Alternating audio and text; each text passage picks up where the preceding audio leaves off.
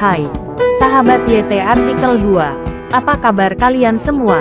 Semoga kalian semua dalam keadaan sehat. Amin. Sebelum melanjutkan ke ceritanya, jangan lupa tinggalkan like, komen, dan subscribe. Karena dengan like dan komentar kalian, yang semakin membuat admin semangat mengupload lanjutan ceritanya.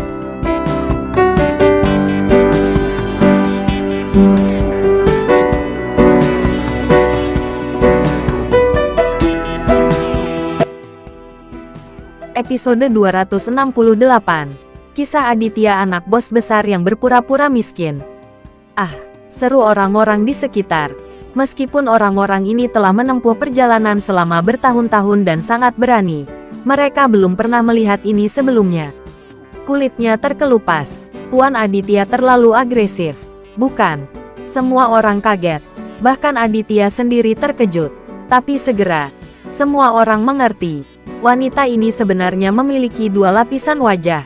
Setelah kulit ini dirobek, wanita tersebut mendapatkan kembali penampilan aslinya. Dia adalah seorang wanita cantik, berusia sekitar 27 atau 18 tahun.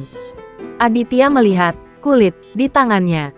Bahannya sebenarnya terbuat dari silikon. Setelah berdebat lama, wanita ini memasang wajah palsu yang disamarkan. Benar-benar penutup mata. Melanie, bagus untukmu. Hati Aditya terbakar amarah. Dia benar-benar marah. Hehe. Tuan muda Aditya memiliki penglihatan yang bagus sehingga dia bisa melihatnya.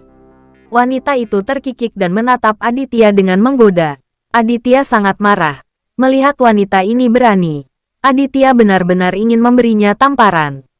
Tapi wanita ini sangat cantik, dan Aditya tidak ingin memukul seorang wanita. Jadi dia menahannya. Bahkan amarah Leo dan Rinal yang berapi-api agak enggan dilepaskan, dan mereka berdiri di sana dengan tenang. Melihat kamu perempuan, aku tidak ingin mempermalukanmu. Katakan padaku, di mana Melanie? Apa hubunganmu dengannya? Aditya bertanya. Wanita itu mencibir sebentar, menoleh ke satu sisi, dan sama sekali tidak memandang Aditya. Aditya tidak punya waktu untuk menghabiskan waktu di sini bersamanya. Aditya merasa sangat kesal karena dia berhasil menemukan yang palsu setelah menghabiskan begitu banyak usaha. Baru saja untuk menunjukkan warna pada wanita ini, ponsel Aditya berdering. Melihat nomor teleponnya, Aditya tercengang sejenak. Ternyata itu adalah panggilan Mary. Selama beberapa hari terakhir, Aditya tidak menghubungi Mary sebelum Aditya berangkat ke Toraja. Dia menempatkan Mary di sebuah hotel. Dan dia dan Mary belum bertemu satu sama lain sampai sekarang. Tanpa diduga, Mary menelepon saat ini. Halo, Tuan Aditya. Anda harus berhati-hati terhadap Melanie. Dia sudah gila. Suara gugup Mary datang dari ujung telepon. Jantung Aditya berdetak kencang.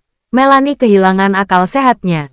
Apa maksudmu? Kenapa dia gila? Pisaunya, Mary berkata kepada Aditya dengan rasa takut yang masih ada. Aditya terasa semakin berantakan. Melanie baru saja datang ke kota Manado. Akan membunuh Mary. Tapi segera, Aditya mengetahuinya. Mary adalah orang kepercayaan Melanie sebelumnya. Sekarang Mary ada di pihak Aditya. Tentu saja Melanie sangat membenci Mary.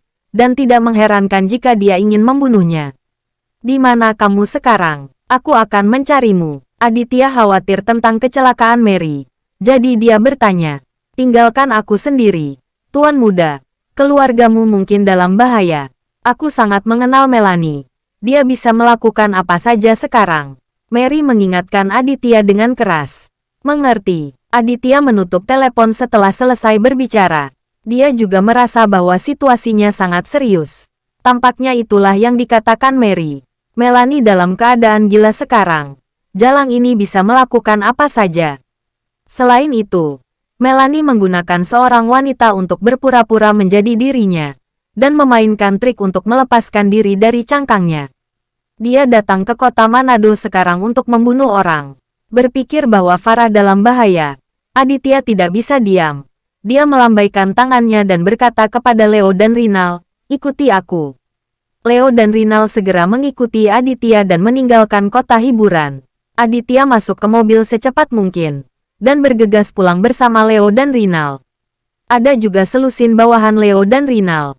juga diikuti. Dalam perjalanan, Aditya menelepon Farah untuk mengingatkannya agar tidak membukakan pintu untuk siapapun. Tapi telepon masih tidak terhubung, yang membuat Aditya berkeringat dingin. Segera, Aditya pergi ke bawah ke rumah. Setelah turun dari mobil, Aditya segera naik ke atas. Kemudian membuka pintu. Leo dan Rinal juga tahu bahwa situasinya kritis, dan mereka sudah siap mempertaruhkan nyawa mereka. Dan mereka semua mengikuti sisi Aditya jika terjadi kecelakaan. Pintu terbuka, tetapi Aditya merasakan suasana yang suram. Hal terakhir yang ingin saya lihat terjadi. Tamu tak terduga masuk ke rumah. Saya melihat seorang wanita cantik dan seksi duduk di sofa di ruang tamu. Dia ditutupi permata, dan dia sangat bermartabat dan aristokrat ketika dia duduk di sana. Di sebelah wanita ini, ada juga seorang lelaki tua berambut putih berdiri di sana. Lelaki tua ini berusia 60-an, dengan sepasang mata kecil yang bersinar terang. Sekilas, dia terlihat seperti seorang pelatih. Ada juga 4 pria dengan pakaian aneh. Semuanya berusia 30-an dan 40-an, dan wajah mereka dipenuhi dengan kekejaman. Ada cahaya ganas di semua mata. Aditya segera mengenalinya. Wanita ini adalah ibu tirinya, alias Melanie. Di depan Melanie, Dahlia berlutut di sana dengan patuh, menggigil seperti bola. Anjani juga berlutut di samping, gemetar dan berkeringat deras. Wajah kecilnya pucat karena ketakutan. Yang paling membuat Aditya sangat marah adalah Farah dicekik oleh seorang pria bermata satu dan hendak menyeretnya ke kamar tidur. Berhenti, Aditya berteriak keras, hampir menumpahkan semua amarahnya. Pria bermata satu itu terkejut. Dia segera berdiri di sana, tetapi tangannya masih melingkari leher Farah dengan erat, dan dia tidak melepaskannya. Melihat adegan ini, Leo dan Rinal semua tercengang karena marah. Wanita Tuan Aditya diintimidasi seperti ini oleh binatang bermata satu ini. Tidak apa-apa, mata Leo bulat. Amarahnya membuatnya tak terkendali, dan dia bergegas menuju pria bermata satu itu dengan marah. Jangan ke sini, apakah kamu ingin dia mati? Pria bermata satu itu berteriak tajam, dengan cepat mengeluarkan pisau tajam dari sakunya, dan menekannya ke leher Farah. Ketiga bawahan Leo maju ke depan, tetapi berhenti lagi, dan tidak berani bergegas maju. Mata Farah penuh ketidakberdayaan, dan dia berkeringat deras karena ketakutan, berdiri di sana dengan bingung. Ketika dia melihat Aditya di pintu, dia akhirnya tidak bisa menahan diri untuk berteriak, "Suamiku, selamatkan aku." Aditya mengertakkan gigi. Dia tidak tahu dari mana Melanie mendapatkan barang-barang ini. Dia belum pernah melihatnya sebelumnya. Sepertinya selain Wandes, Melanie juga punya pembantu. Dengan desir, Aditya mengeluarkan pistolnya. "Kamu sebaiknya tidak bodoh." Pria bermata satu itu berteriak pada Aditya dengan ganas, dan dengan cepat membalikkan Farah, menghalangi tubuhnya sendiri. Sementara dia bersembunyi di belakang Farah, mengambil Farah sebagai perisai. Meski jaraknya sangat dekat, Aditya tidak berani menyerang dengan gegabah, karena saat ini pria bermata satu itu hanya memperlihatkan satu tangan, dan pisau tajam itu masih berada di leher Farah. Bersambung.